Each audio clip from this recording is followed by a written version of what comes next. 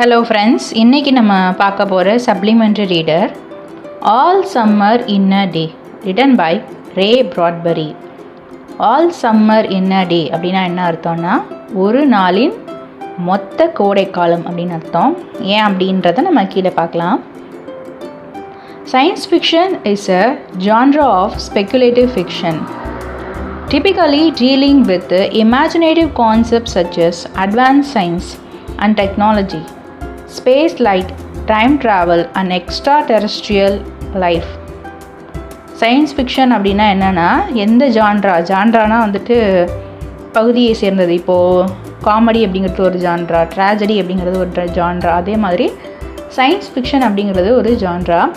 Speculative அப்படின்னா என்னென்னா அதை வந்துட்டு எப்பயுமே ஒரு பேசு பொருளாகவே இருக்கும். அது